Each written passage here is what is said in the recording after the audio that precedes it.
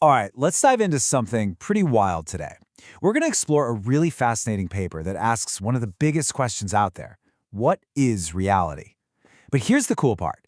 It tries to answer this question not with some new, strange philosophy, but with pure, hardcore mathematics from inside quantum mechanics itself. So, at the very heart of quantum mechanics, there's this deep, nagging mystery that we call the measurement problem. And it's basically this. The universe seems to follow one set of rules when we're not looking, and then, poof, it switches to a totally different set of rules the exact moment we do. This is the puzzle we're going to try and piece together today. And here's the split, right?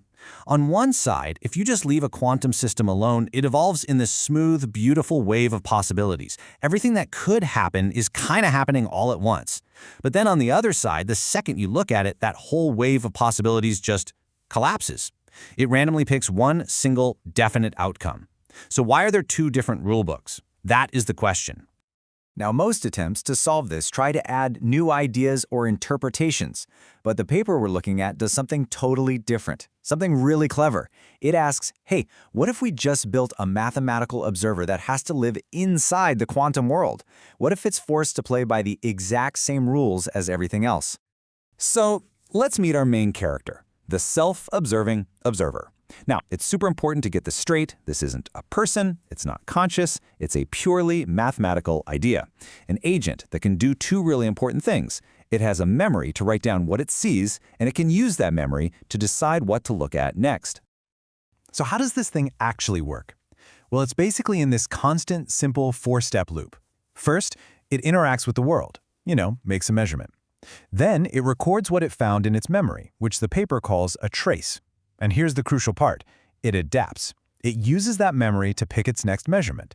And finally, it updates its own internal state based on what it just learned. So it's interact, record, adapt, update. It's a constant feedback loop. Okay, so we've got our little math observer running around. Now, let's do something fun. Let's try to see the universe from its point of view. This is where things get really, really cool, because we're about to see how that weird idea of collapse just starts to appear naturally, right out of the math. I mean, think about your own memory for a second. Once you've seen something happen, it's done, right? It's a solid fact in your past. Well, it's the exact same for our observer. From its own perspective, once something is written into its memory, that outcome is 100% certain. The paper has a name for this. They call it delta certainty. The past isn't a fuzzy wave of maybes anymore. It's a hard-coded record. And that leads to this amazing effect the paper calls latching irreversibility. Because the observer's future choices depend on its past memories, every single outcome it records, well, it latches it onto a specific path forward. Imagine a train hitting a switch and getting diverted onto a new track. Once it's on that track, there's no going back. That irreversible journey is the mathematical shadow of wave function collapse. And the paper itself just says it perfectly. It formalizes the internal appearance of wave function collapse. What that means is, collapse doesn't have to be some bizarre external magic trick. It's just what reality looks like from the inside, for any system with a memory that's looking at itself. It's an emergent property, not some extra rule we have to bolt on. Okay, wait a minute. You're probably thinking, if collapse is just my internal point of view, how on earth do we all agree on anything? How can two separate observers, you and me, ever build a shared reality if it's all just in our heads, so to speak? Well, it turns out there are three very strict mathematical rules for this to happen. First, compatibility. The observers have to be asking questions that can actually be answered at the same time. Second, you need a way to translate between their points of view, a kind of dictionary. And third, and this is a big one, the result has to be stored somewhere public, in a shared record like on a screen or in the environment itself where both can access it. And when you get all three of those conditions just right, boom, you get what the paper calls A-B fixedness. This is just the formal mathy name for a shared fact. It means an outcome is no longer just certain for observer A. It is now, with 100% probability, certain for observer B as well. This is the cornerstone for how you build a shared reality out of individual perspectives. So, we've got the recipe for how two observers can agree, but how do you scale that up? How do you get from just two people agreeing on one thing to, billions of us living in what feels like one solid, objective reality every single day? The key, it turns out, is something called spectrum broadcast states. And the idea is actually way more intuitive than it sounds. Think about a huge news story breaking. That one fact, say the results of an election, isn't just in one reporter's notebook. No way. It gets blasted everywhere. It's copied into millions of newspapers, websites, TV broadcasts. The environment itself makes countless copies, creating this huge redundant public record.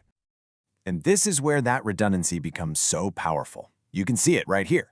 For just one observer, looking at one thing, there might be a lot of uncertainty. But when tons of observers can all tap into those millions of redundant environmental records, well, their collective agreement, their certainty, just skyrockets. It gets so close to 100% that it's basically a sure thing.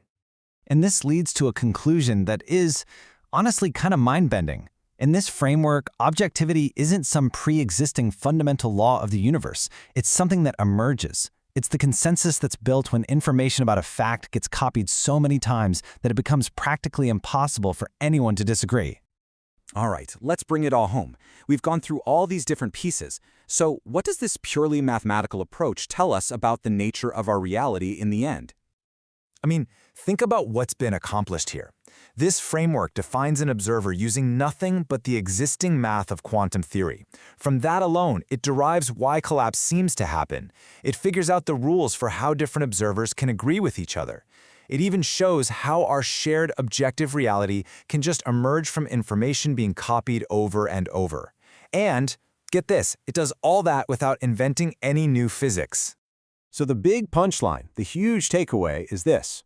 Wave function collapse and objectivity don't have to be mysterious add-ons or axioms we just accept. They can be seen as the natural mathematical consequences of what happens when any system is complex enough to observe itself. And that just leaves us with this one big, lingering question, doesn't it?